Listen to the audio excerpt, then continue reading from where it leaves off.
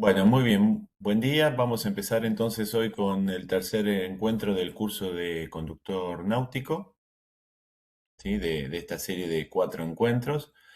El encuentro de hoy lo vamos a dedicar conforme al objetivo del curso, que es el de desarrollar los contenidos teóricos para que ustedes puedan rendir y aprobar ante Prefectura Naval Argentina para la habilitación de conductor náutico.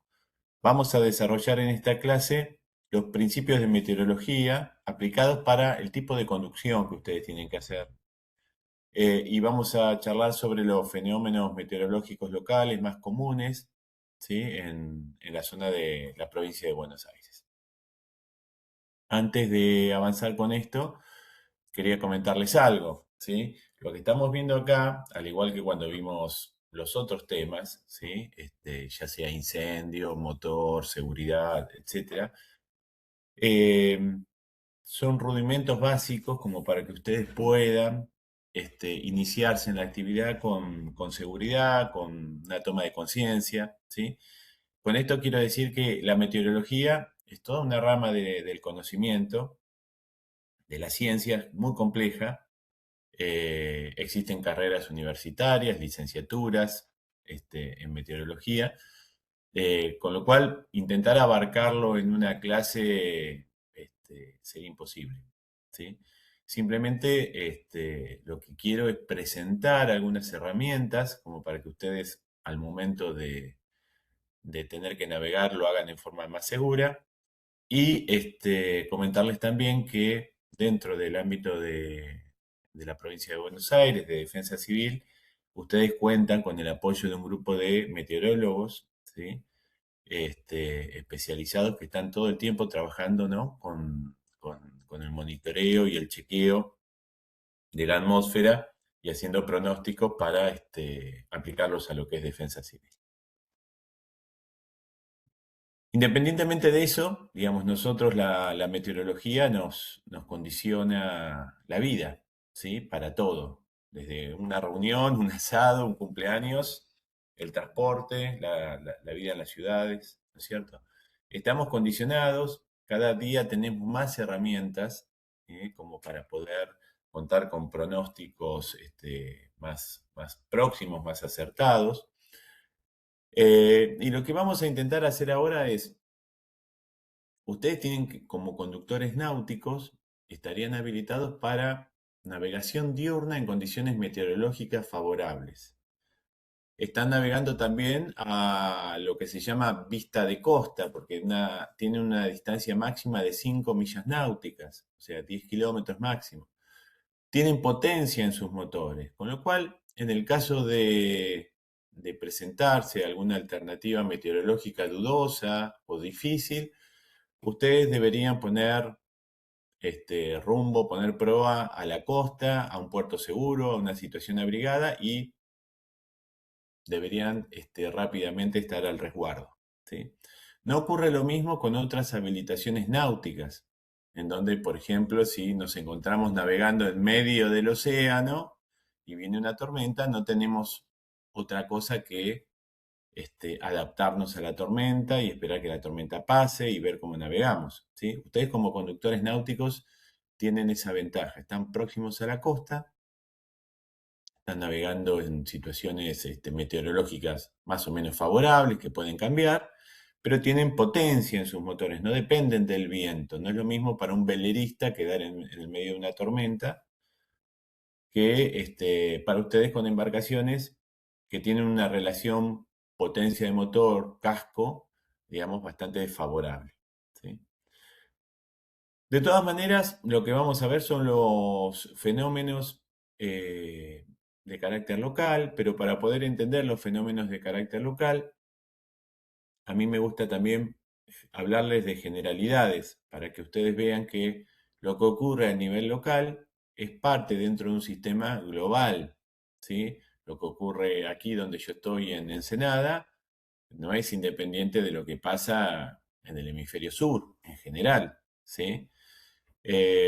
Por eso inicio siempre con, por más que sea de conductor náutico la charla, con esta imagen que es un planiferio, digamos, una representación plana de la superficie terrestre, en base a barridos, ¿sí? Realizados por satélite de órbita polar y una composición de imágenes tomadas por este satélite. Lo que vemos acá en estas imágenes y lo que nos permite de alguna manera poder deducir, inferir los sentidos de rotación de las masas de aire, ¿sí? El movimiento del viento, el pasaje de los frentes. Lo que vemos acá son las nubes, ¿sí?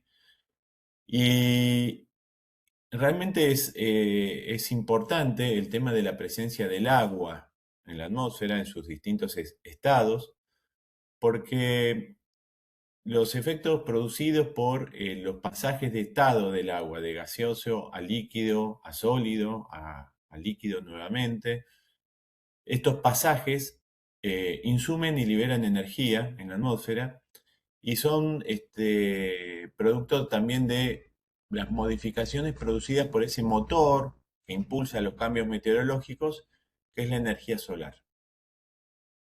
La energía solar combinada con el agua en los distintos estados producen transformaciones, cambios, entre ellos, digamos, esto que vemos acá, estas nubes, que nos permiten en una foto satelital poder ver un poco el movimiento de los vientos. Si no hubiera agua en la atmósfera, esto no lo veríamos en una imagen satelital. Estos fenómenos de movimiento de las masas de aire están dados fundamentalmente por el calor, ¿sí? La energía irradiada por el Sol, que calienta al planeta, ¿sí? A la superficie del planeta, y que luego esa superficie calienta las masas de aire que están en contacto con el planeta, ¿sí? No calienta directamente el Sol al aire, sino que calienta la Tierra, el planeta Tierra, es el que acumula la energía solar y la transmite a las masas de aire. Este aire se calienta. ¿Y qué ocurre con el aire cuando se calienta? Bueno, al calentarse, los gases aumentan el volumen, se tornan menos densos, disminuye la presión atmosférica, se tornan más livianos, ¿sí? Y tienden a ascender, a subir. Es el efecto, por ejemplo, de un globo aerostático. Vieron que los globos aerostáticos, para poder subir, calientan el aire mediante un calentador. Bueno, acá el calentador sería la superficie de la Tierra calentada por el Sol. El aire caliente asciende y lógicamente a medida que va ascendiendo se va alejando de la fuente de calor que es la superficie del planeta. ¿Sí? Y va tomando contacto también con las masas de aire a otra temperatura. ¿Qué ocurre a medida que la masa de aire menos denso, con menor presión, más caliente, va ascendiendo? Bueno, a medida que va ascendiendo se va enfriando.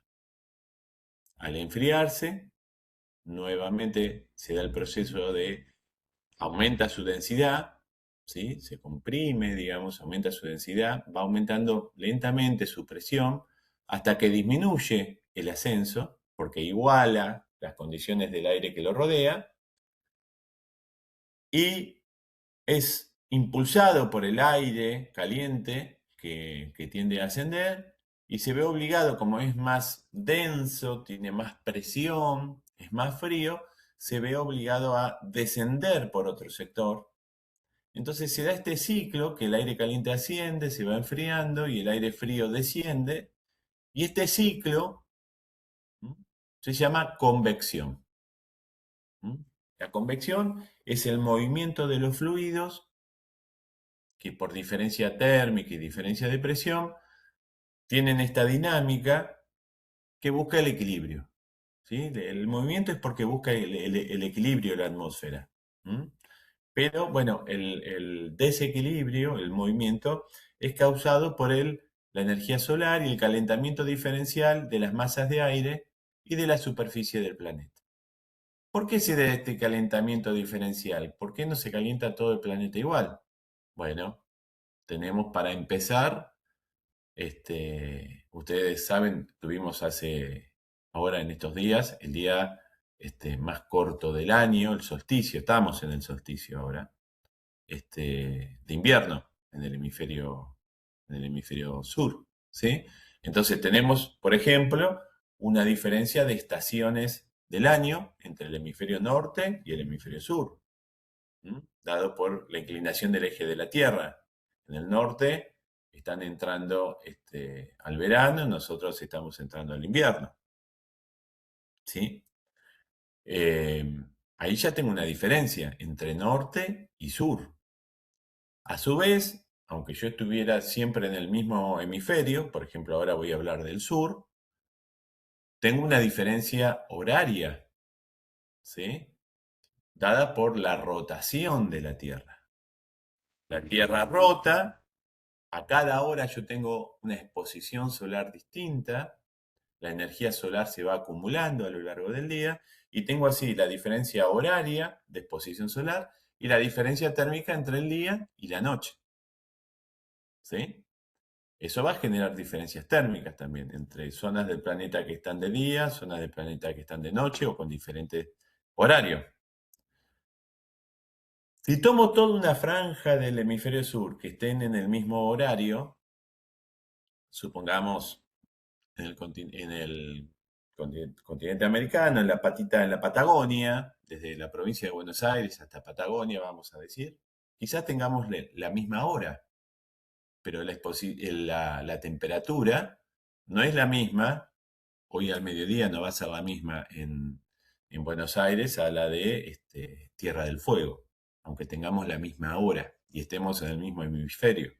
¿Por qué? Porque también se da una diferencia de latitud. Cuanto más cerca del polo estoy, la energía, ahora lo vamos a ver en unas imágenes, se distribuye la energía solar en superficies más grandes por las formas de la Tierra y eso hace que las latitudes altas, cercanas a los polos, sean más frías.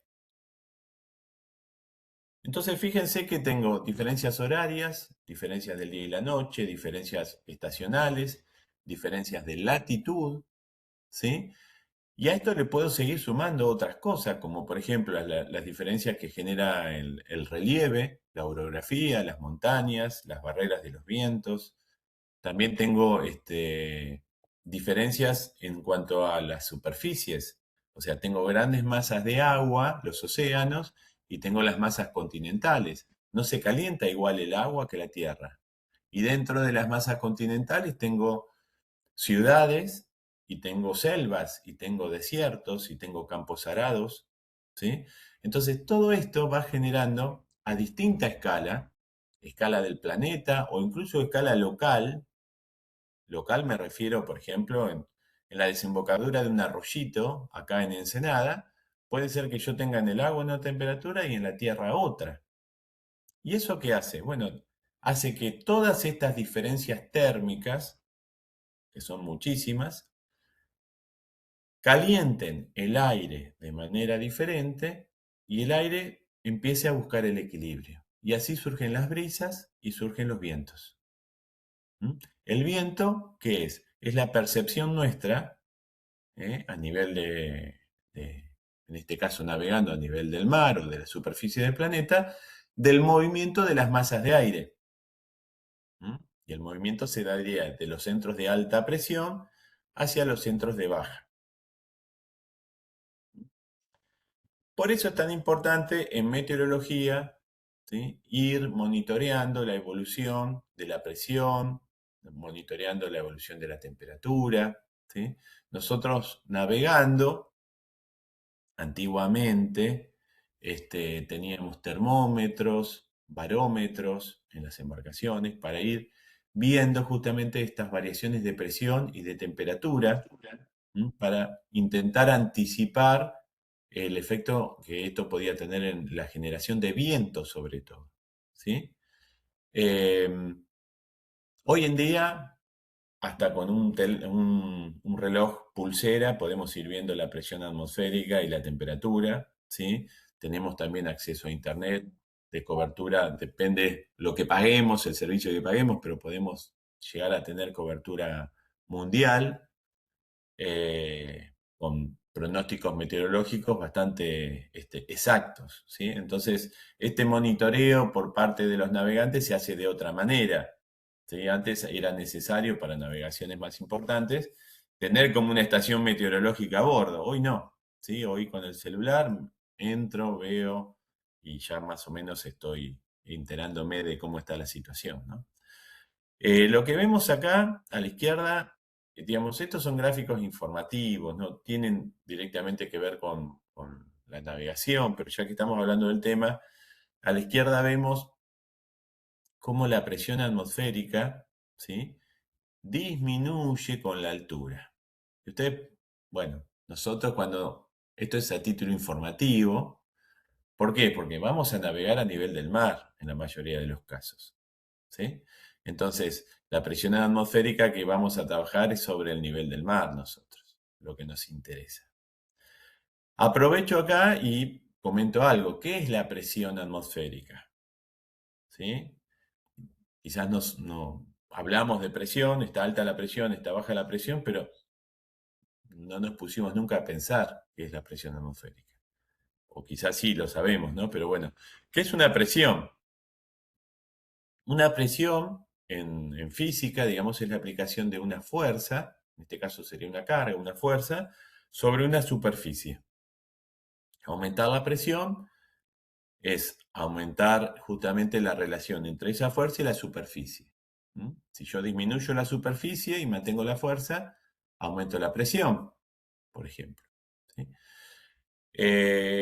¿Y por qué se habla de presión atmosférica? Bueno, porque la atmósfera, ¿sí?, todo ese manto que rodea esa capa de gases y mezclada con otros elementos, ¿sí?, con partículas sólidas, con agua en suspensión en distintos estados, y esta mezcla de gases componen toda un manto, una capa que rodea el planeta y que tiene un peso, que tiene una carga que aunque no lo percibimos en forma muy notoria, ejerce una presión sobre nosotros y sobre todos los elementos que están en la superficie del planeta, ¿sí? Eso es presión. Y la unidad en la que se mide es hectopascales, antiguamente eran los milibares. Cuando la presión disminuye, ¿sí?, yo tengo que ir viendo, monitoreando la tendencia. Cuando la tendencia es a disminuir, ¿qué está pasando? Se está generando un centro de baja presión, con lo cual esto va a estar acompañado por la aparición de desmejoramiento del tiempo, probables tormentas y aumento de los vientos, ¿sí? Si yo estoy en un centro en donde baja la presión, las masas de aire van a concurrir hacia este lugar para compensar esa baja en la presión, que era lo que hoy veíamos con el ciclo convectivo. Lo contrario ocurriría en un centro de alta presión. Si yo estoy en un centro de alta presión, ¿sí?, la tendencia es a aumentar. Bueno, la tendencia va a ser a que las nubes se disipen, a tener días soleados, a tener días con menos viento, menos brisa, ¿sí? ¿Por qué? Porque estoy en un centro de alta presión. Entonces nosotros particularmente navegando, siempre el ojo en la presión a la tendencia. Si la tendencia es a bajar, el viento va a aumentar.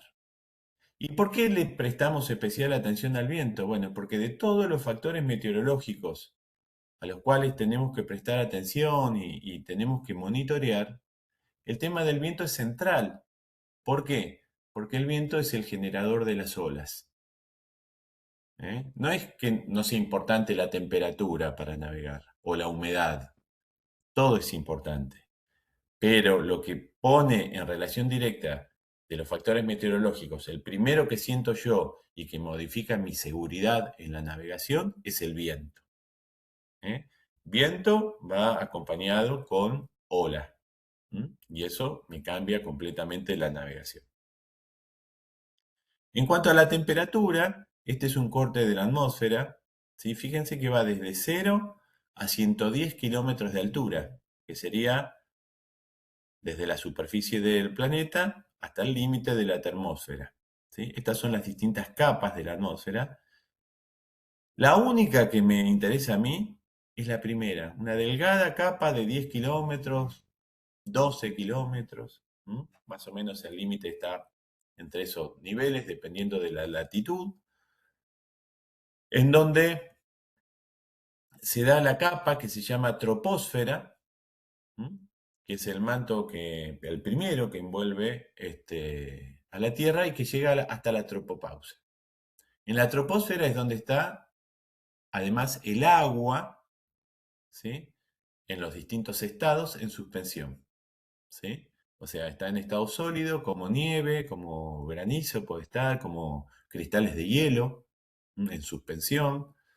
Está en estado gaseoso, como vapor mezclado en el aire, o formando microgotas, o sea, el vapor condensado ya en estado líquido, formando microgotas o gotas que después dan lugar a las precipitaciones en forma de lluvia, y forman las nubes. Aquí lo que tenemos es una imagen que representa en forma esquemática, ¿sí?, al planeta Tierra, y vemos la radiación solar. Como el Sol es tan enorme en relación a la Tierra y está tan distante, los rayos llegan en forma paralela a la Tierra. Vamos a considerarlo de esa manera. Una cantidad de energía irradiada, acá vemos como tres sectores iguales, ¿ven? Dicen estos rayos son los mismos que estos y son los mismos que estos, pero fíjense, los de arriba y los de abajo impactan, irradian, calientan zonas que están más cerca de los polos. Por la forma del planeta Tierra, además de llegar, de incidir con un ángulo distinto, irradian una superficie mucho más grande del planeta. Esta superficie es mucho más grande que la que se da en el Ecuador.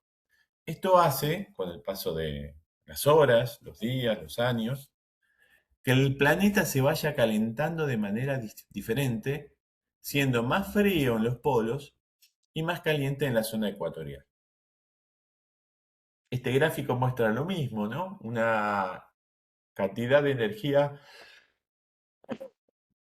perdón, de energía solar similar, irradia distintas superficies del planeta y como el área de distribución, la superficie de distribución es mayor hacia los polos, la temperatura que levantan, que alcanza la superficie del planeta, es menor.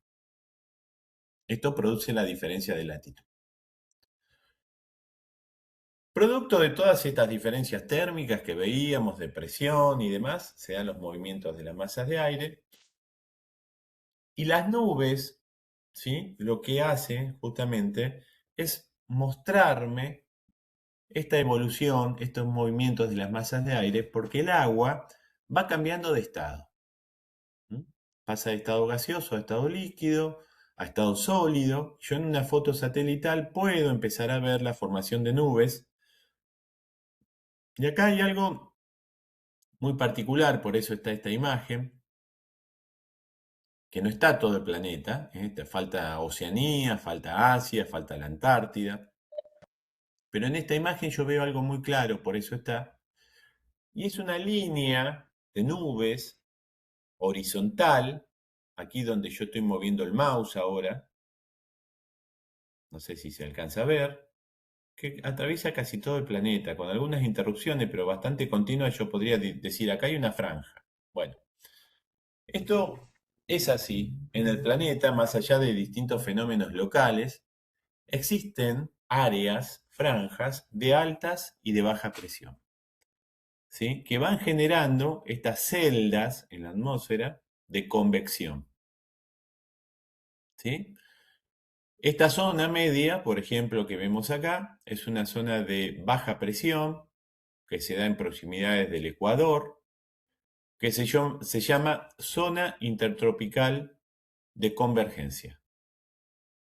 Zona intertropical de convergencia. Justamente la zona intertropical de convergencia es una especie de ecuador térmico, un cinturón de baja presión en donde se forman estas nubes. ¿Y por qué se forman las nubes? Volvemos al ciclo convectivo que veíamos hoy. Es la zona más irradiada, más caliente del planeta, seguramente, ¿sí? En promedio. Hay gran cantidad de agua en estado gaseoso por la presencia de los mares. Entonces el aire caliente y húmedo tiende a ascender. Cuando asciende el aire, dijimos que se va enfriando. Cuando se va enfriando, el aire va perdiendo su capacidad de tener en suspensión, ¿sí?, vapor de agua, agua en estado gaseoso. Cuanto más caliente está el aire, más vapor puede tener en estado gaseoso. Si yo le voy bajando la temperatura a esa masa de aire húmedo,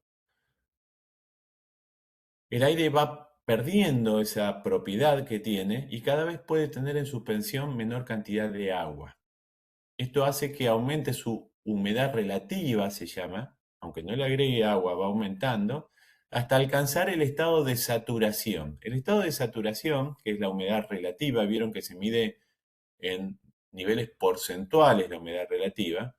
Cuando yo tengo una masa de aire al 100% de humedad relativa, quiere decir que para esa temperatura el aire ya tiene en suspensión la cantidad máxima de vapor de agua. No puede sostener más vapor de agua, está saturado. Cuando comienza la saturación, ¿sí?, empieza la condensación. Y con la condensación, el vapor empieza a formar microgotas, ¿sí?, que son los que conforman las nubes. El agua, mientras está en estado gaseoso, no la veo. Cuando yo respiro, no veo el agua, pero estoy respirando, estoy en el calor, que se llama calor latente. En mi respiración hay vapor de agua. Y no la veo porque está en estado gaseoso.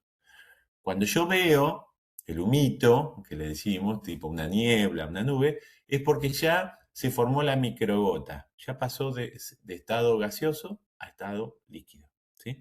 Entonces, volviendo a esto que estábamos viendo acá, el aire caliente y húmedo asciende, al ascender se va enfriando, al enfriarse se satura, alcanza una temperatura que se llama punto de rocío, ¿sí?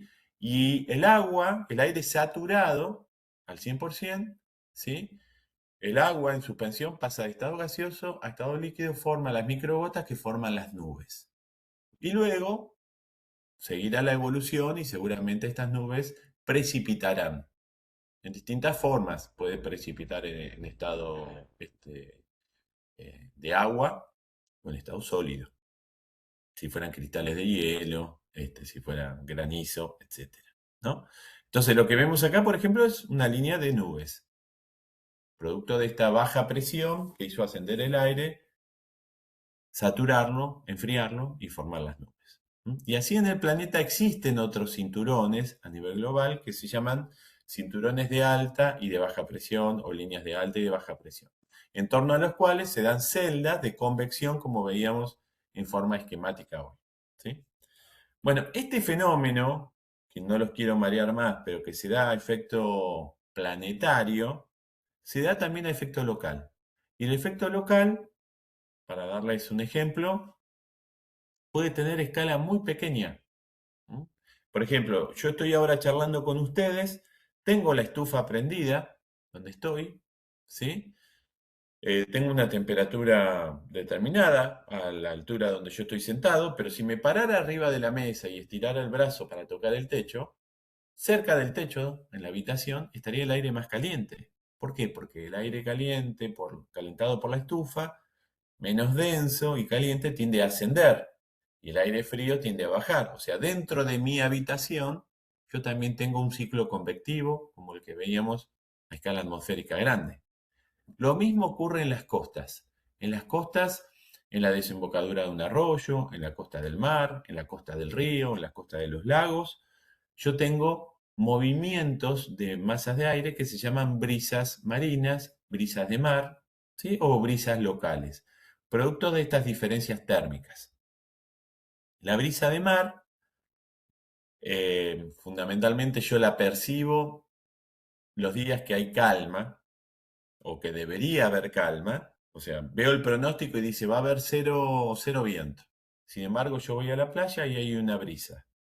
No es porque le erró el pronóstico. No, el pronóstico da a nivel sinóptico un pronóstico, a nivel general lo que va a ocurrir, y esto que yo estoy percibiendo es un fenómeno local que no está pronosticado, pero que existe. Por ejemplo, las brisas de mar o brisas de costa, que se perciben en esa situación, cuando no hay una situación sinóptica más grande. Si yo estuviera en medio de una sudestada, del pasaje de un frente frío, no percibiría las brisas locales.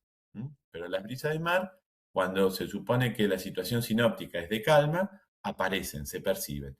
Y están dadas por la diferencia de temperatura originada, perdón, entre el agua y la costa. Sale el sol, calienta la costa de una determinada manera. La costa puede ser de roca, de arena. Vieron que voy a las 3 de la tarde a la provincia de Buenos Aires, a cualquier playa en verano y me quemo la planta del pie. Y el agua me parece fría. Bueno, eso hace que el aire que está en contacto con la playa se caliente, el aire que está en contacto con el mar esté más frío, a menor temperatura, y eso ya genera un movimiento, un desplazamiento desde el aire que está en contacto con el mar hacia la Tierra. Y comienza la convección. ¿eh? Este viento se llama brisa de mar o brisa de costa. Cuando sopla desde el mar, los navegantes le dicen virazón, pero no es un término meteorológico, es náutico. Y cuando se invierte a la noche, porque la costa se enfría y el agua permanece un poco más caliente que la playa en algunos lugares, si esto se da, aparece lo que se llama terral, que es una brisa que sopla desde la tierra hacia el agua. Entonces yo tengo virazón y terral son términos no meteorológicos, sino que náuticos de estas brisas de mar o brisas de costa. Acá vemos esquemáticamente esto.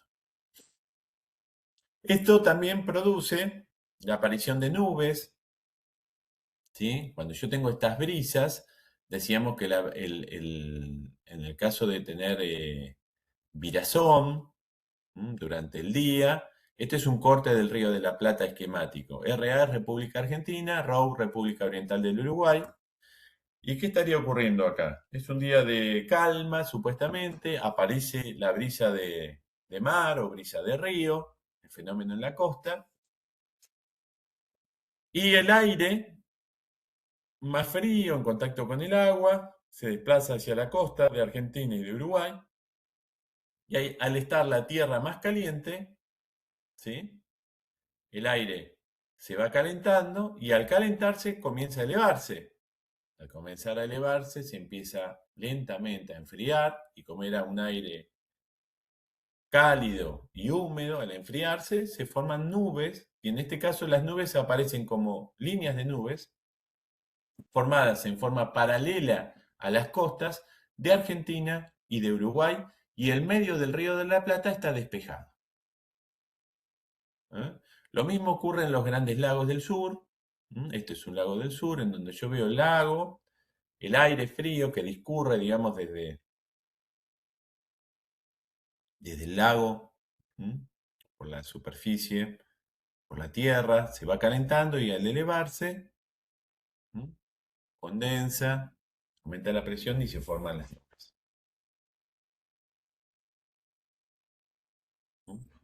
generando este efecto. Si se invierte, ¿sí? En este caso durante el terral, el movimiento de las masas de aire, la nube se formaría en el centro del río.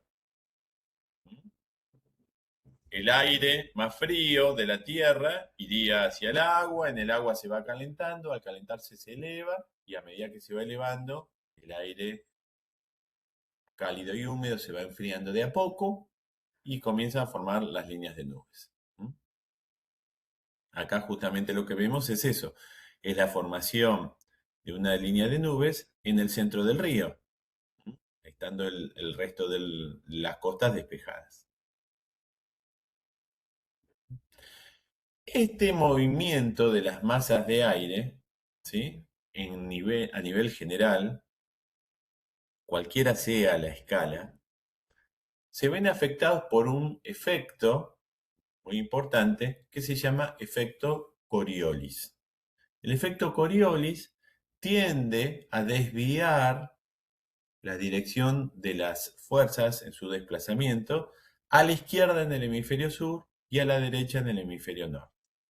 Esta es la razón por la cual los remolinos, los tornados, los ciclones, los anticiclones tienen dirección de rotación. Siempre rotan en el mismo sentido.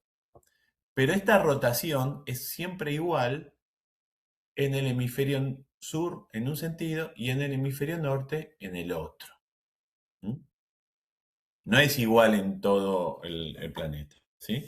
Los centros ciclónicos, ¿sí? Los centros de baja presión, no se asusten por la palabra ciclónico, no es un ciclón en el sentido de un tornado. Un centro de baja presión se llama centro ciclónico.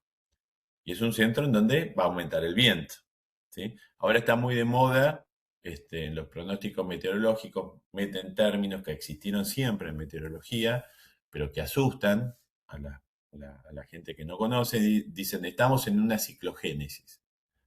Bueno, sí, génesis es nacimiento, surgimiento, y ciclo es un centro ciclónico de baja presión, o sea, estamos en la formación de un centro de baja presión. Quiere decir que va a aumentar el viento.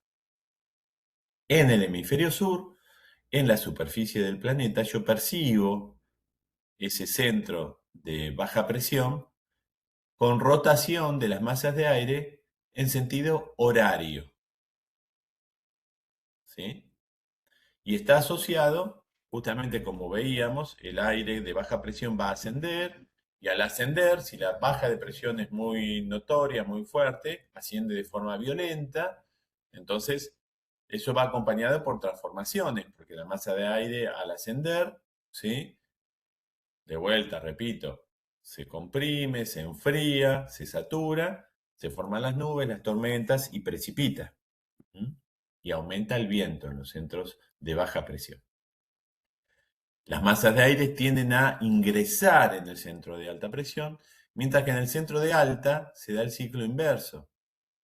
El aire tiende con alta presión a descender, y en la superficie del planeta el centro anticiclónico en el hemisferio sur, que es el que nos interesa, tiene sentido de rotación antihorario. Y las condiciones meteorológicas tienden a mejorar. Disminuye el viento, el cielo despeja, se van las tormentas, conforme aumenta la presión. Esto hace que si yo veo, en términos generales, un mapa sinóptico, digamos, una carta, una representación geográfica con los centros de alta y de baja presión, pueda deducir o pueda ver directamente el sentido de rotación de las masas de aire. Acá lo que vemos es Patagonia chilena y Argentina, ¿sí? El sur, la punta del continente, Océano Pacífico, Océano Atlántico, 3 barcos en amarillo. ¿Sí? Estos 3 barcos están recibiendo el viento por la proa, de frente, aunque están navegando en direcciones diferentes, incluso opuestas. ¿Sí? ¿Por qué? Bueno, por la distribución que en ese momento que se saca esta foto, digamos, por decirlo de alguna manera, se saca esta situación, la relación que tienen estos barcos con los centros de alta y de baja presión. Fíjense, el que está saliendo del Río de la Plata está en un centro anticiclónico. Aquí las masas de aire rotaban, dijimos, en sentido antihorario. Entonces recibe de frente el viento. Este que está más o menos por Malvinas está bajo la influencia de este centro de baja presión en el norte de la Antártida. Y al igual que este que está en el Pacífico, reciben el viento por la proa, producto de esta rotación horaria del centro de baja. Ustedes tienen que imaginarse que los centros de alta y de baja presión son como las ruedas de un engranaje.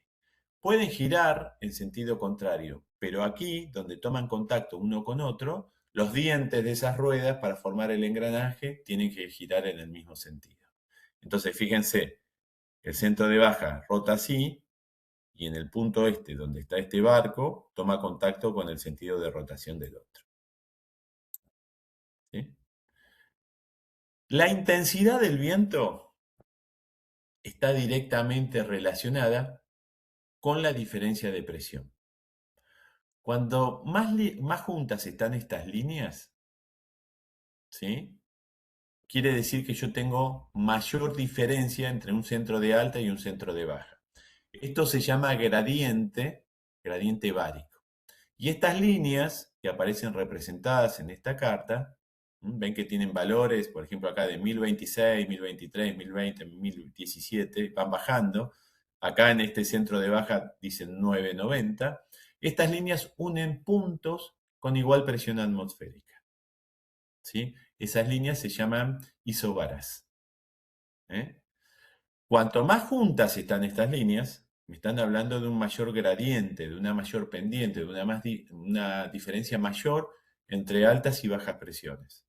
¿Sí? Entonces, si hay una variante muy grande de presión, las masas de aire se van a mover rápidamente, buscando el equilibrio, y van a generar mayores vientos. Cuanto más separadas estén estas líneas de presión, menor va a ser la intensidad del viento. Yo voy a ver si les puedo compartir, a ver si se ve. Les voy a compartir ahora una imagen de... ¿Están viendo que dice Windy en la pantalla? Les pregunto a ver si alguien me da el ok, si me abre el Y micrófono. dice Windy. Windy, bueno. Windy justamente lo que hace es un modelo de pronóstico que no sé si ustedes lo consultan, lo ven, pero está disponible, tiene una versión gratis y una versión paga, igual que el Winguru, ¿sí? Pero me grafica, por eso yo lo puse, ¿ven? Con L los centros de baja, con H los centros de alta presión. Fíjense en el hemisferio sur lo que decíamos, gira en sentido antihorario. Acá aparecen graficadas, ¿ven? Las líneas de las masas de aire, del viento. Y en los centros de baja tiende a girar en sentido horario. Con colores me grafican las intensidades. Los colores fríos, azul, por ejemplo, celeste, son colores menos intensos, luego vienen los verdes, luego vienen los anaranjados y luego vienen rojo, morado, violeta, que son distintas intensidades. Por ejemplo, si yo me pongo acá en menú y le digo que no me muestre solo el viento, este es el viento base, sino que me muestre las rachas.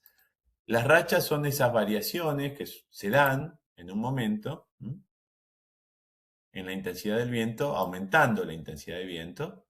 Yo tengo viento base y tengo la racha o ráfaga.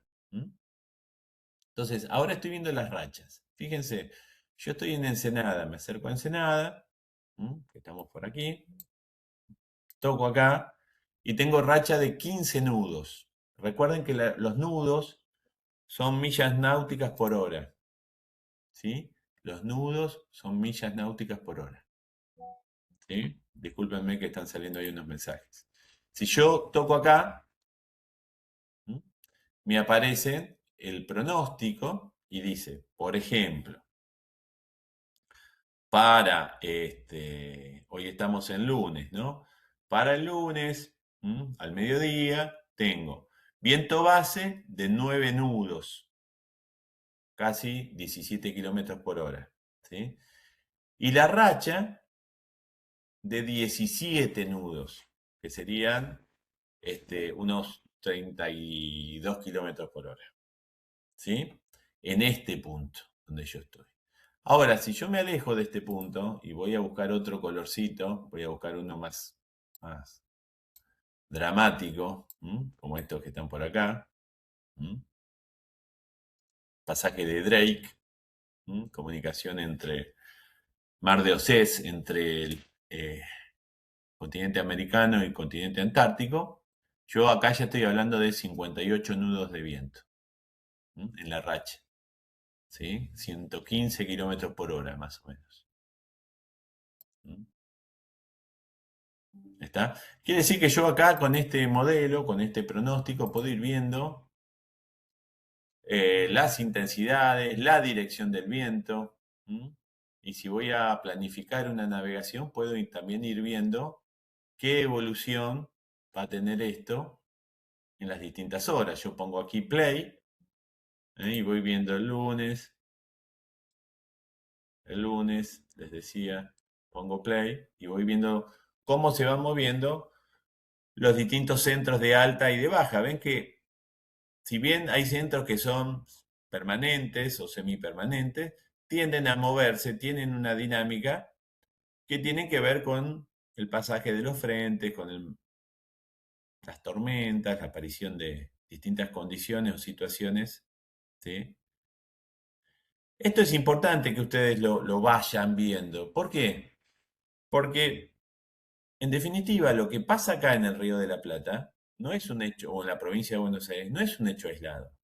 Cuando decimos nos llega una masa este, de aire frío, un centro anticiclónico o el pasaje de un frente frío, es una masa de aire que viene desde la Antártida, ¿sí?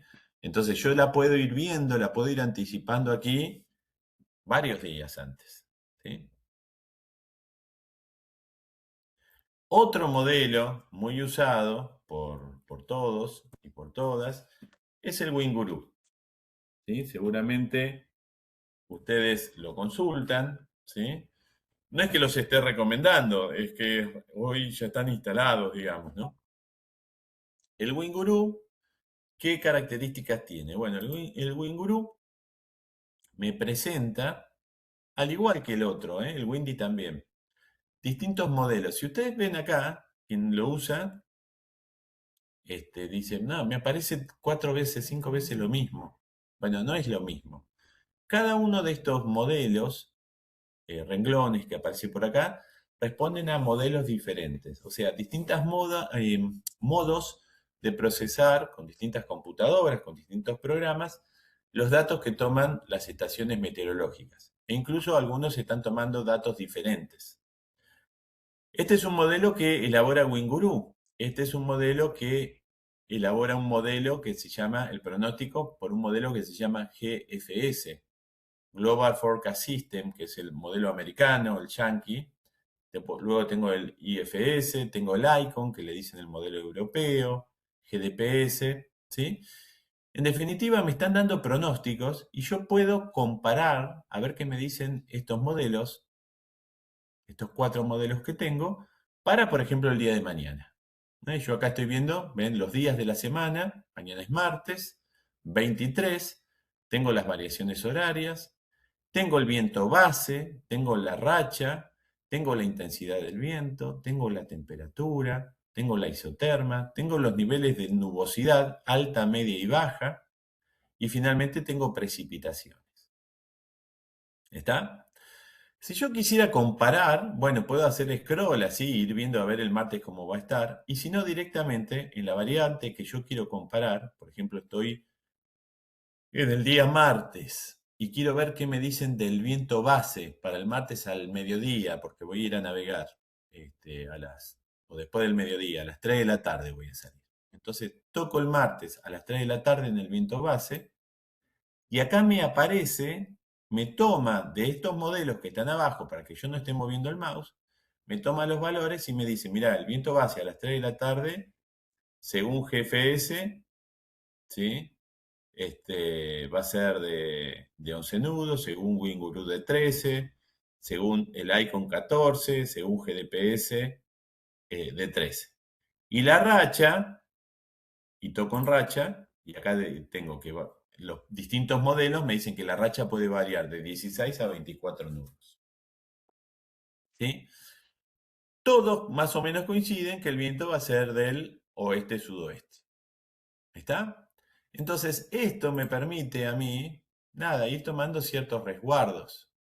Cuando todos los modelos dicen que va a ocurrir algo, lo más probable es que ocurra, porque hay una situación meteorológica muy clara de la atmósfera que me está hablando o de estabilidad o de inestabilidad. Entonces, Nada, yo tomo los resguardos, miro acá, si todos los modelos dicen que va a llover, bueno, lo más probable es que llueva. Si todos los modelos dicen que va a haber viento, lo más probable es que lo haya. ¿Está? A veces estos modelos, hoy lo que estamos viendo acá es muy coincidente, a veces no son tan coincidentes. Y ahí viene, bueno, mi experiencia, mi conocimiento y el resguardo. ¿Eh? Eh, el resguardo en el sentido de la precaución, de la cautela, decir, bueno, yo tenía un profesor de meteorología en navegación que decía, cuando hay duda, no hay duda. O sea, cuando hay duda, no hay que navegar. Esa es la no duda. Lo que él decía, hay que buscar la situación de seguridad. ¿Está? Bueno, te conté esto de los centros ciclónicos, anticiclónicos.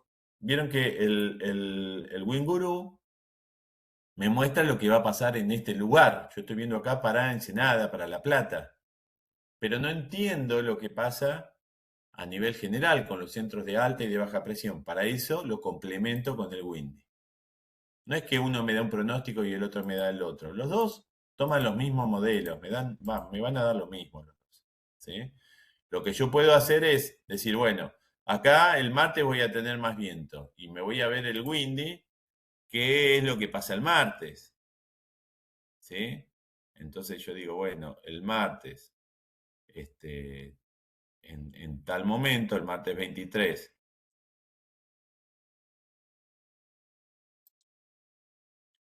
en determinado horario, ¿qué puede estar pasando? Bueno, estoy acá bajo la influencia de este centro de baja. ¿M? Y acá veo clarito por qué tengo el viento, ¿ven? Del oeste, sudoeste. Por la influencia de este centro de baja. O sea, empiezo a entender, en función de ver lo que pasa a cientos de kilómetros, el por qué en donde yo estoy tengo determinada condición o situación de viento. De esa manera, yo puedo entender por qué en el Río de la Plata se da la sudestada, se da el pampero. ¿Mm? La sudestada es una condición que se da en el Río de la Plata. Obviamente, el nombre me indica que hay viento del sudeste, pero no siempre que hay viento del sudeste hay sudestada. Para que se dé una condición de sudestada, tiene que haber un centro de alta presión, un anticiclón migratorio, una masa de aire frío que se está desplazando, pasando en ese momento por frente a las costas patagónicas, por el norte de Patagonia, y tiene que coincidir con una ciclogénesis, con un centro de baja, en la zona de Uruguay, Mesopotamia Argentina o sur de Brasil. Cuando se da en este movimiento que tienen los centros de alta o de baja presión, esta combinación, en ese instante se produce la sudestada en el Río de la Plata. ¿Ven? Viene una masa de aire frío, de origen antártico, que viene, digamos, avanzando en esta dirección. Un centro de alta giran en sentido antihorario, porque es un anticiclón. Eso genera, ¿sí?, grandes olas que vienen a lo largo del mar y que taponan el Río de la Plata, pero a esto se le suma que aparece un centro ciclónico, un centro de baja, por ejemplo, en este caso en el sur de Brasil, que genera sentido horario y que genera también olas que también van a la entrada del Río de la Plata, perdón, y se combinan con las del centro anticiclónico. Centro de baja y el centro de baja, de alta, terminan generando viento y ola en igual dirección y sentido y convergen, digamos, coinciden en el Río de la Plata. En el Río de la Plata producen un avance del mar y combinado con la llanura pampeana hacen que la onda de mar, la onda de marea meteorológica, aumenta el nivel de las costas y barra la costa, modificando mucho la situación costera en toda la provincia de Buenos Aires, sobre todo en el Río de la Plata, y hace sentir sus efectos río arriba, muchos kilómetros. Modifica la costa, nosotros acá en Ensenada donde estamos, se modifica totalmente la costa, se inundan los clubes, algunas calles, ¿sí? Producto de la sudestada. que es esta combinación que decíamos. Para que se produzcan sudestadas, dijimos, se tienen que dar esta combinación del centro de baja y el centro de alta, y justamente para que esto se dé, tiene que darse el pasaje de una masa de aire frío, ¿sí? De alta presión, decíamos que justo pasaba por Patagonia Norte. ¿Cuándo se dan en forma más frecuente estos avances de aire frío? Bueno, cuando es invierno acá, justamente en este momento del año, en junio, julio, ¿sí? Se da la mayor cantidad de sudestadas en el Río de la Plata. La menor cantidad se da en el verano, pero ocurren todo el año. ¿Mm? Y esta es la forma en la que la costa del Río de la Plata se modifica, desde situaciones de marea baja por viento del noroeste, sería lo contrario, a la desaparición prácticamente de la costa y la inundación, ¿sí? Producto del sudeste fuerte, de la sudestada. Esto es Olivos. La misma foto, el mismo poste, ¿ven? La costa a kilómetros o la costa inundada. Esto obviamente desde el punto de vista de la defensa civil es muy importante, lo monitorean porque con las alertas por sudestadas suele haber, digamos, se anegan las calles, ¿no? Hay evacuaciones, se modifica la línea costera mucho y hay muchos asentamientos urbanos, ¿no? En la línea costera. Para la navegación se da una situación particularmente compleja. ¿Por qué? Porque la ola, que nosotros decíamos que viene desde muchos kilómetros del mar, formadas con mucha intensidad, ¿sí? Ingresa en el Río de la Plata, disminuye la profundidad del río y la onda tiende a fragmentarse en paquetes de olas más chicas que tienden a romper. ¿Mm? Y generan una situación, como veíamos, perdón, de este tipo en la línea costera. Olas altas, que tienden a romper cuando llegan a los bajos fondos. Es una situación muy comprometida y muy difícil para la navegación. Y viene asociada con vientos fuertes del sector sudeste. ¿Mm? Una situación que para navegación hay que evitar. En la situación de Pampero también se da una combinación de estos centros de alta y de baja presión, pero con otra distribución geográfica. En la situación del Pampero, en este caso, la masa de aire frío está ingresando por Patagonia Norte, por la zona de Neuquén. No está por, vieron que hoy el anticiclón estaba del lado del mar, en Patagonia Central o Patagonia Norte.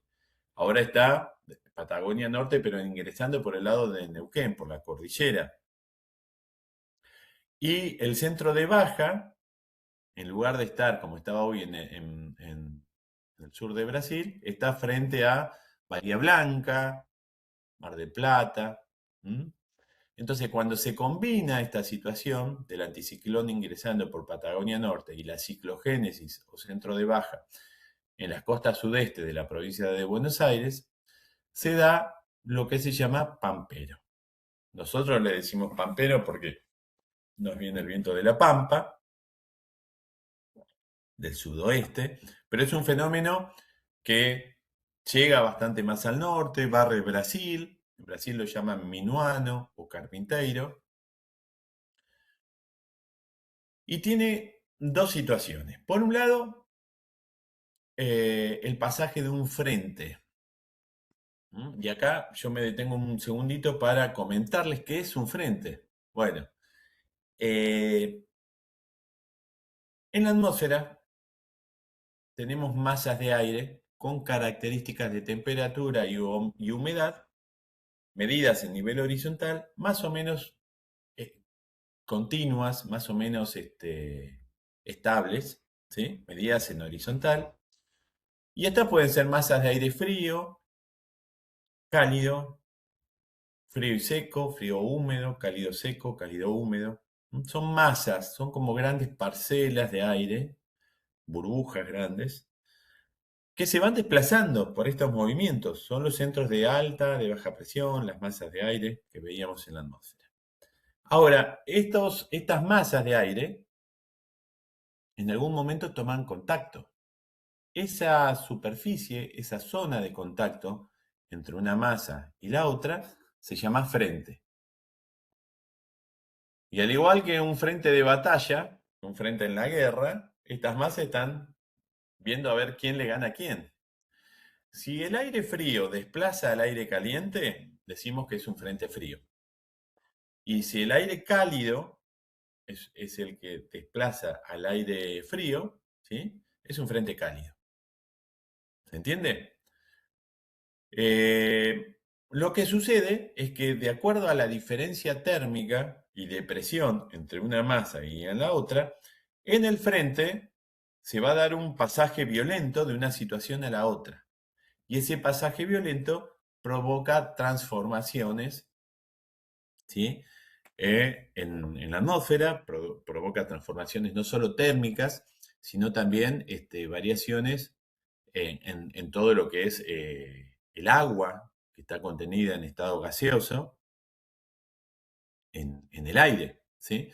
Entonces acá lo que vemos, por ejemplo, es cómo se aproxima una masa de aire frío en lo que llamaríamos un frente frío que anticipa un pampero, ¿sí? También nosotros en náutica lo llamamos pampero.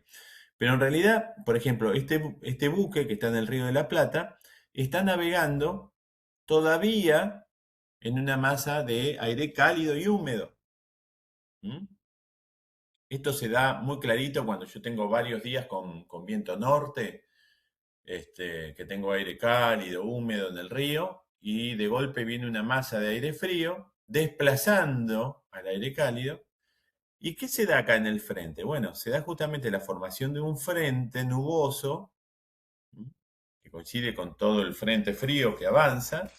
¿Por qué? Porque el aire frío viene avanzando, como es más frío, es más denso, va pegado al agua, ¿sí? Va pegado al planeta, digamos, y va empujando a medida que avanza el aire caliente que lo obliga a ascender. Como el ascenso este es obligado por el aire frío que se mete como en forma de cuña por debajo, el aire cálido asciende y como tiene agua en suspensión, el aire asciende violentamente, se enfría, condensa y no puede precipitar enseguida porque el aire frío lo sigue empujando y lo sigue obligando a ascender.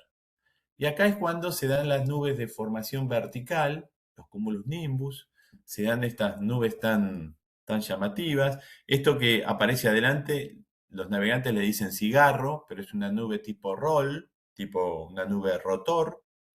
Y nubes verticales, que son los cumulus nimbus, que son las gotitas que se van formando, que son obligadas a ascender por el aire frío del frente que avanza, y eso genera, ¿sí?, que el aire siga ascendiendo y se formen cristales de hielo. ¿Mm? Este es el pasaje de un frente, ¿eh? Un pampero náutico. Cuando pasa, esto está asociado con muy mal tiempo, rachas y vientos descendentes muy fuertes, ¿sí? Y es una situación que dura quizás el pasaje del frente minutos, 20 minutos, 15 minutos. Una vez que pasó el frente, ¿qué pasa?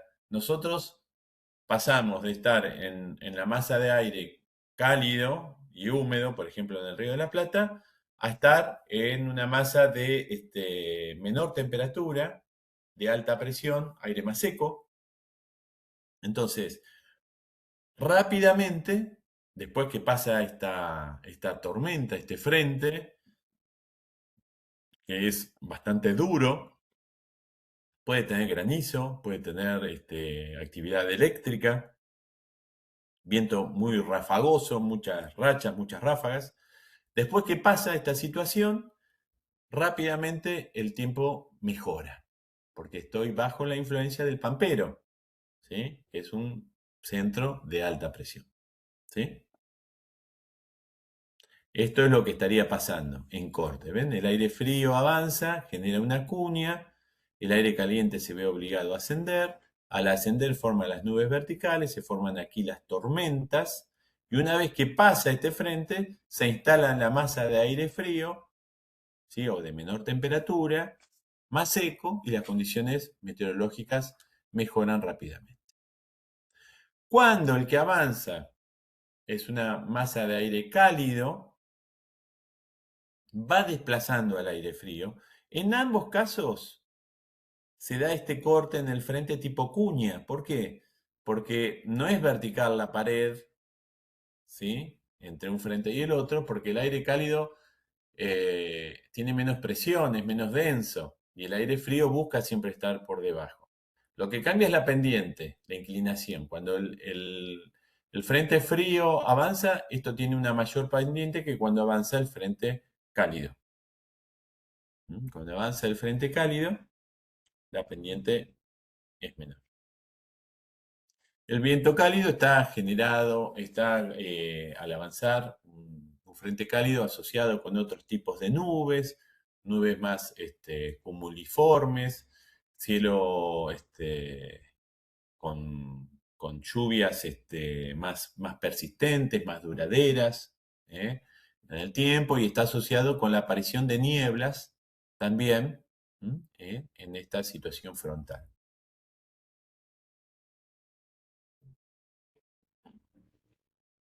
Luego tenemos las líneas de inestabilidad. Las líneas de inestabilidad son fenómenos de menor escala producidos en sectores, generalmente por calentamiento desde abajo de la atmósfera por alguna condición particular. Esa línea de inestabilidad es lo que generan, vieron en los pronósticos la palabra inestable. Hoy va a estar inestable. Bueno, ¿qué es justamente lo inestable?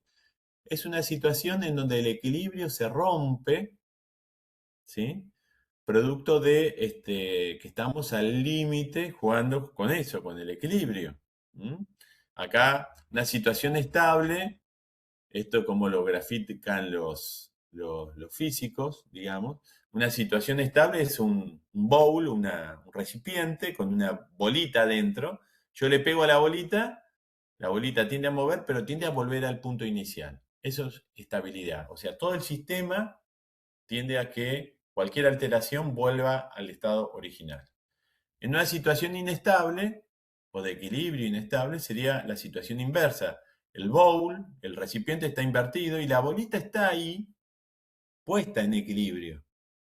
Está parada ahí arriba, pero si yo la toco, se cae y el sistema no tiende a que la bolita vuelva.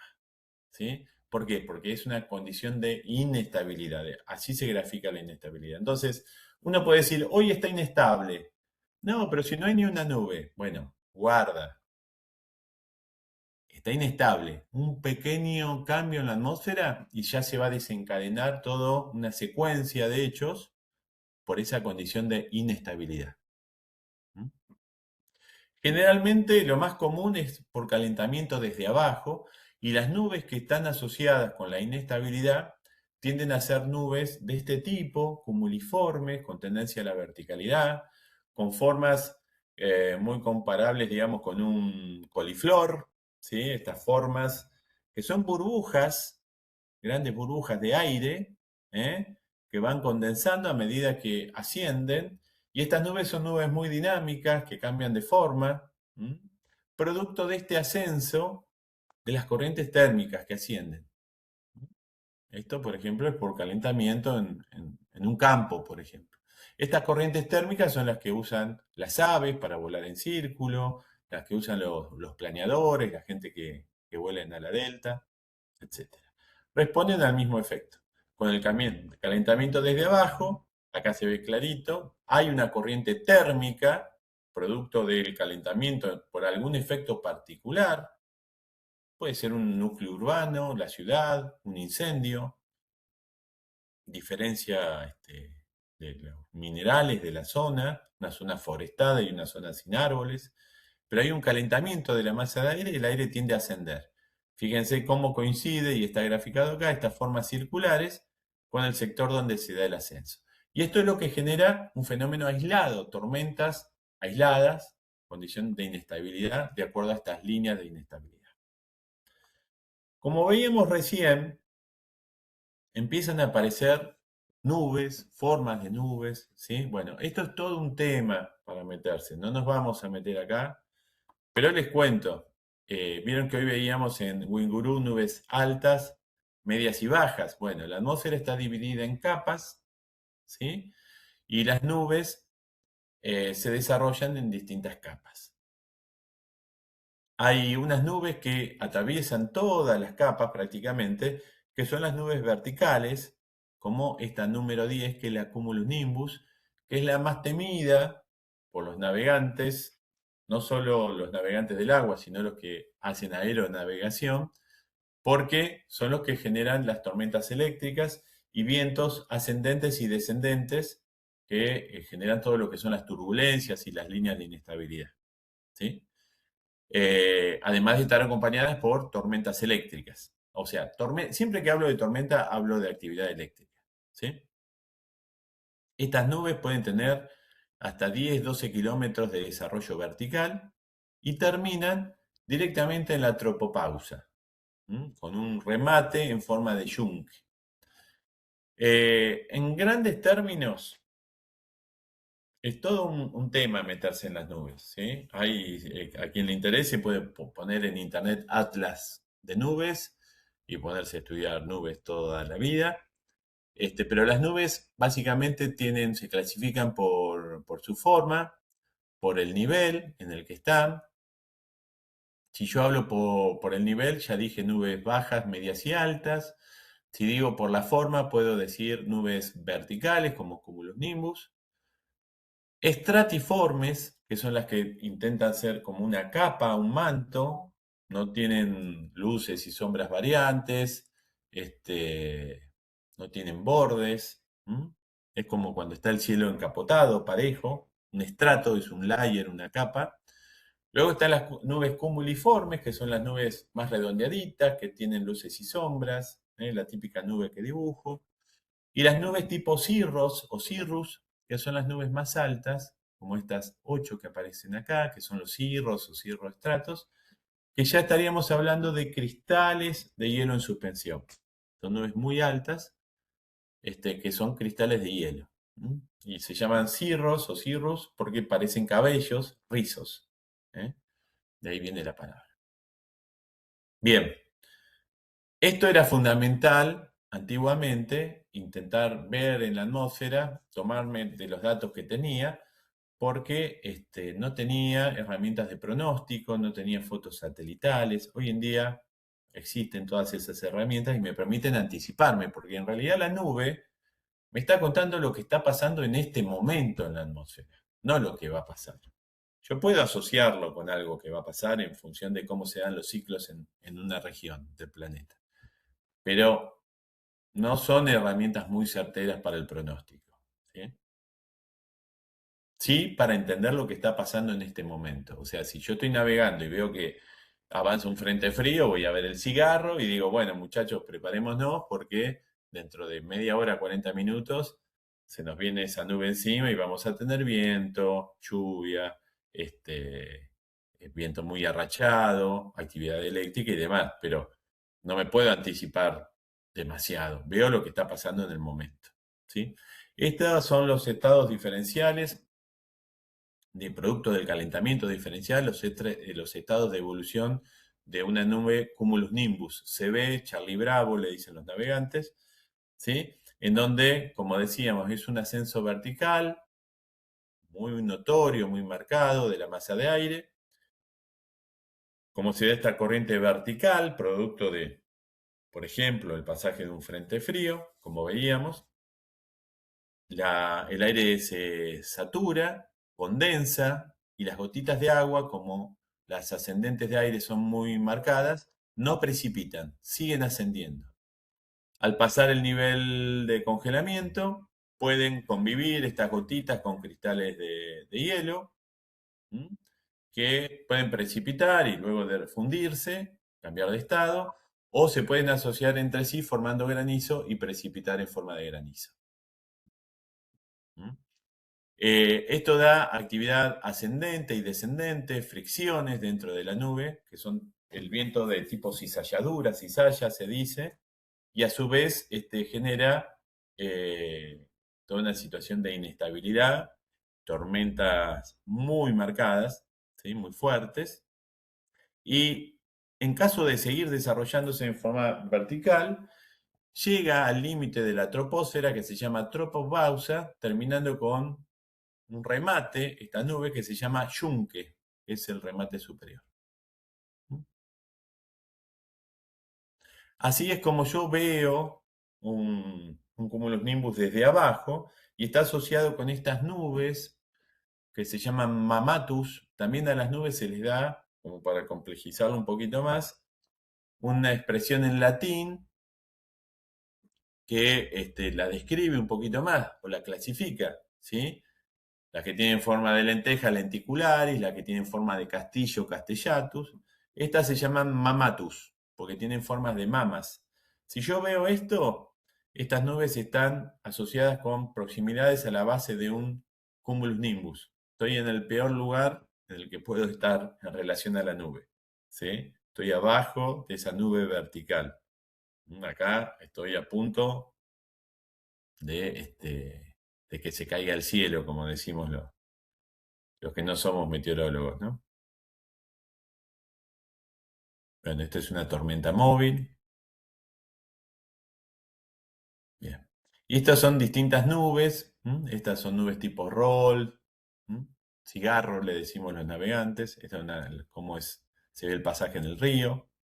Estos son fenómenos de tormentas de mayor movilidad, fenómenos de mayor escala, pero que responden a las mismas situaciones físicas, ¿no? De temperatura y presión.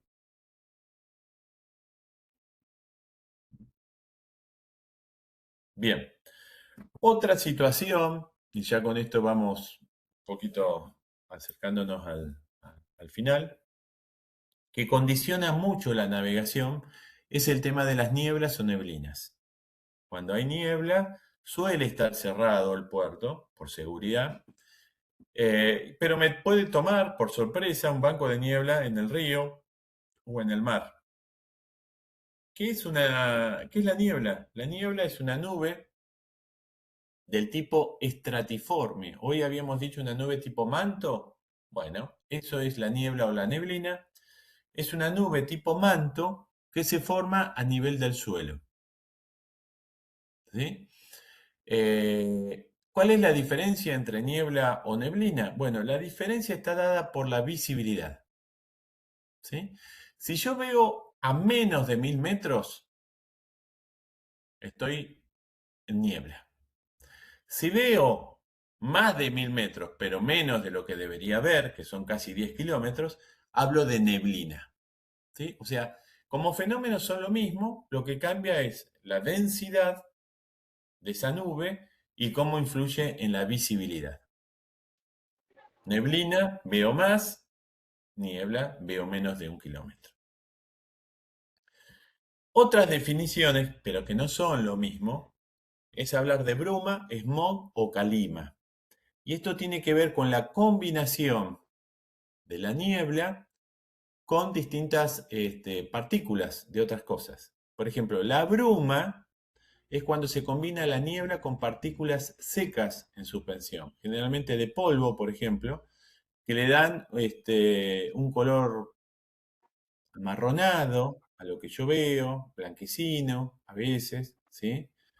Pero es por partículas en suspensión secas, polvo, por ejemplo, que se asocia con la niebla y forma lo que se llama bruma. No es lo mismo que niebla o neblina, o sea, es una combinación. Si la niebla o neblina se asocia, pero con partículas de aerosoles, en este caso es emanaciones de escapes, de fábricas, productos de la polución, se llama smog, lo que se da en las grandes ciudades. Y cuando se asocia con partículas de sal, ¿sí? Se llama calima, ¿sí? Es partículas de agua salada en suspensión, esto se da en proximidades del mar, y tiene un tinte celeste, la niebla, cuando descompone la luz, se llama calima. En ambos casos, bruma, smog o calima contribuyen a que la niebla o neblina sea más densa y tarde más en disiparse. Estas nieblas pueden ser de distinto origen, no voy a profundizar mucho, pero para que sepan, hay nieblas radiativas o de radiación se llaman, producto de los valles, las depresiones, las noches sin nubes, tranquilas, frías, en donde el aire toma contacto con la superficie fría, ¿sí? de la Tierra en invierno. En las depresiones, donde hay menos movimiento de aire, tienden a formarse estos bancos de niebla, productos del enfriamiento por la tierra fría. También se da en los valles. Otra formación de niebla es por enfriamiento por orografía. ¿Cómo es esto? Bueno, una masa de aire se encuentra con una barrera orográfica, se ve obligada a ascender y al ascender se enfría, condensa y se forma una nube. Y en este caso la nube está sobre la superficie, entonces es niebla o neblina. También puede ser por advección, esto es por ejemplo la entrada de una masa cálido y húmedo, proveniente del río o del mar, cálido y húmedo, sobre el continente frío. Entonces la masa de aire cálido y húmedo, que viene por ejemplo, entra una masa de aire cálido que viene de Brasil, cruza el Río de la Plata y llega a la provincia de Buenos Aires en invierno, con el suelo frío. Ese aire cálido y húmedo, al transitar sobre la tierra fría, se va enfriando y se da todo el proceso de condensación, saturación y formación de la nube, que es la niebla. Y eso da este aspecto sobre el río, en el espacio, sobre el agua, está despejado, pero la niebla o neblina yo la veo apoyada en toda la línea costera, ¿sí? Porque el continente está frío y el aire al entrar con humedad tiende a formar la niebla.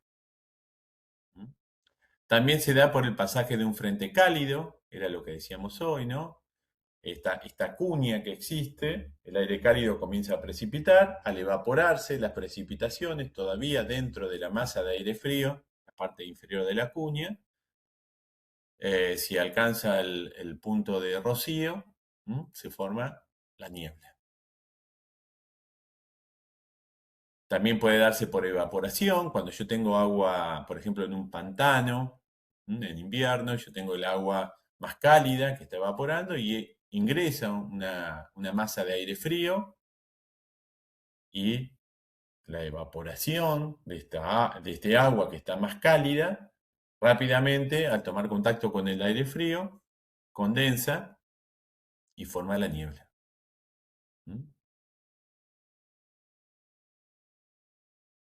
Esto es lo que se da sobre, por ejemplo, los cursos de los ríos, los pantanos. Y un efecto similar en situaciones extremas, que no vamos a navegar nosotros, pero son los humos de mar. Este es un caso particular porque en este caso normalmente nosotros asociamos la niebla con poco viento. Bueno, en estos casos puede haber viento, y estoy hablando de vientos muy fríos en altas latitudes, cerca de la Antártida, en donde justamente al soplar el viento con tan baja temperatura sobre el mar que está evaporando, yo veo que el vapor, producto de la evaporación del mar, ¿no? Rápidamente tiende a condensar y a irse con el viento, como si fuera humo que sale del mar, como líneas de humo formando la niebla. Esto los marinos lo llaman humos de mar. Pero normalmente en el Río de la Plata, provincia de Buenos Aires, suele estar asociado la niebla, el momento de la niebla, con situaciones de poco viento, que favorecen esta formación. Bueno, lo que vemos acá es asociado con humo o smog, una situación particular, recientemente ocurrió, en los últimos años cada vez lamentablemente está ocurriendo de forma más frecuente por incendios en la costa uruguaya, en Entre Ríos, en la provincia de Buenos Aires. Esto es del 2008, un incendio en Entre Ríos que se asoció con niebla y produjo en abril del 2008 más de 24 horas con visibilidad prácticamente cero en lo que fue la zona del puerto de Ensenada, La Plata. Quienes estuvieron por acá, Ciudad de Buenos Aires, seguramente los que son más viejitos lo recordarán. Fue una situación muy particular porque se combinó la niebla con humo muy denso por incendio de pastizales. Y bueno, no levantaba nunca la niebla. Estuvimos más de un día con visibilidad prácticamente nula. ¿Sí? Y esta es una situación, bueno, a la que hay que prestarle especial atención para lo que es la navegación, porque sobre todo nosotros como conductores náuticos estamos acostumbrados a hacer navegación a vista de costa y muchas veces no llevamos GPS, no llevamos un compás, una brújula a bordo, y cuando nos quedamos con visibilidad cero, no tenemos para dónde ir. Entonces tenemos que considerar esta situación, navegar con un compás de navegación, aunque sea en el bolsillo, una brújula, y además, si es posible, tener un GPS, que hoy en día, desde el celular hasta un GPS de mano o en un reloj, puedo tener esa posibilidad para ubicarme que antes no estaba disponible. Bueno, con esto terminamos la clase de hoy. No sé si hay alguna consulta, algún